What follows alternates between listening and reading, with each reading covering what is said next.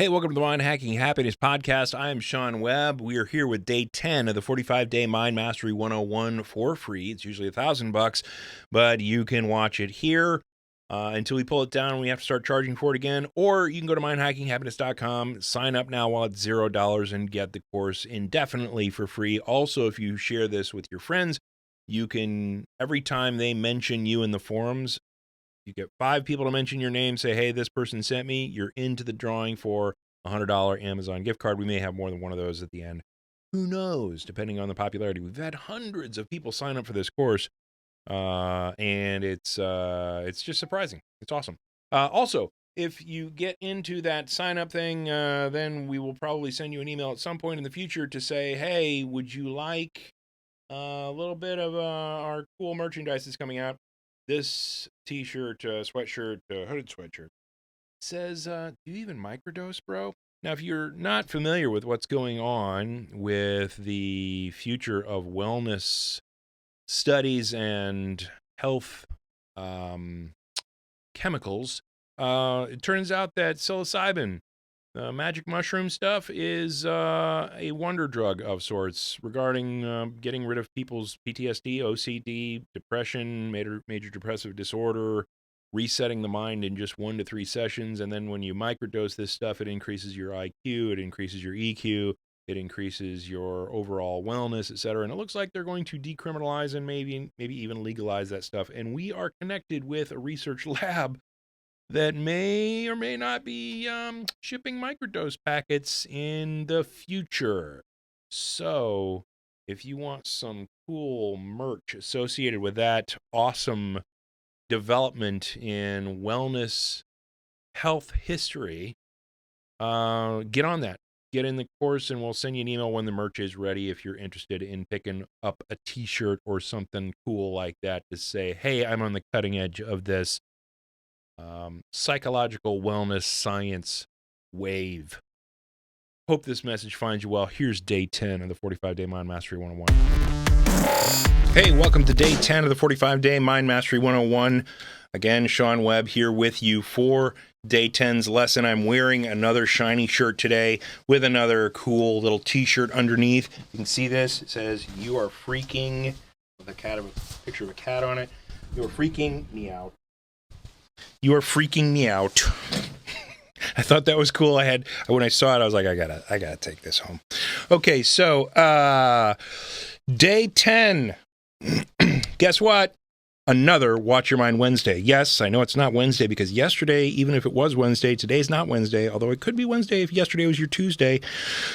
But today, we're going to do another day of Watch Your Mind Wednesday. Now, why are we doing that? Well, it's important because first, if you're frustrated, you're like, oh, I watched my mind yesterday.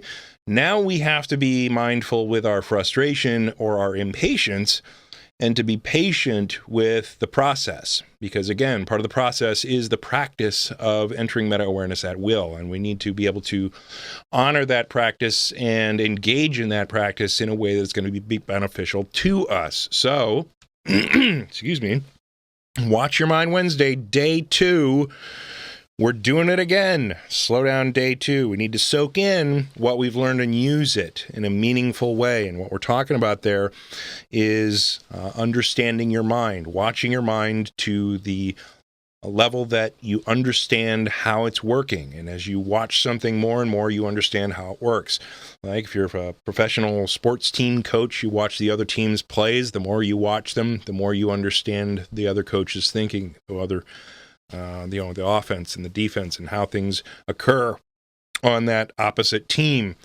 And so the same is true for your mind. And so we're going to take a second day to watch for our emotional reactions during the day. And these don't have to be extreme emotional reactions. They don't have to be over the top blow-ups. They can just be little things that you barely notice.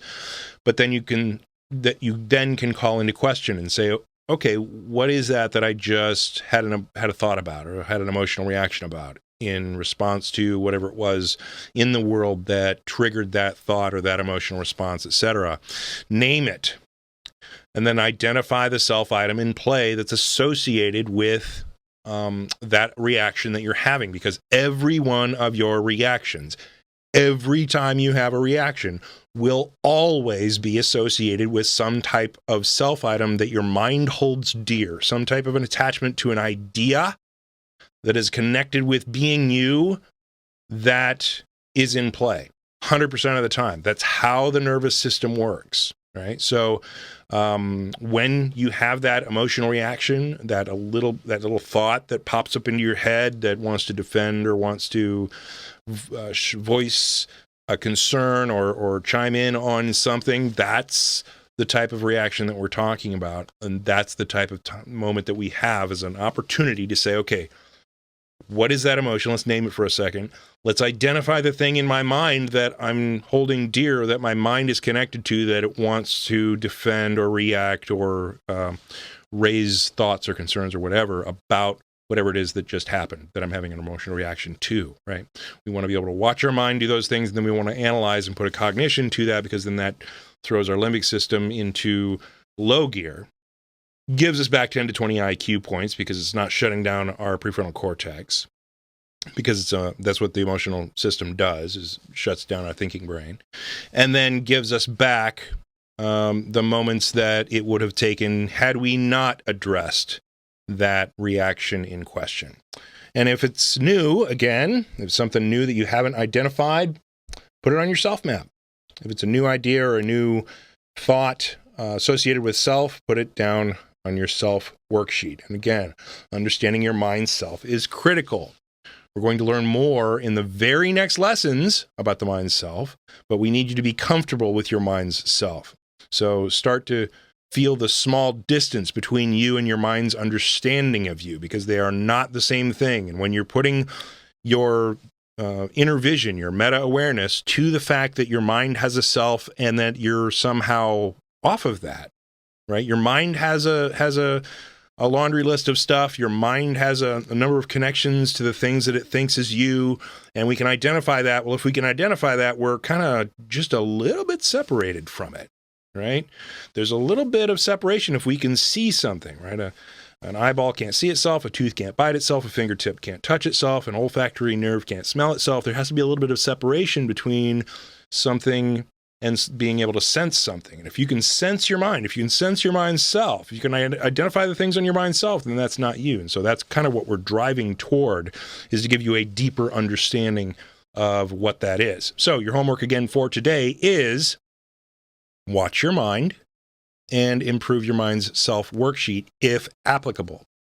So just watch your mind for the little emotional reactions that you have, and take some time to meditate maybe, which is another exercise of watching your mind, right? Because you're trying to focus on your breath, and then the interruptions that come, you're supposed to note those and say, okay, interruption, name it, and then get back to your breathing or your meditation, right? So that is your homework for today. Hope things are well. See you tomorrow.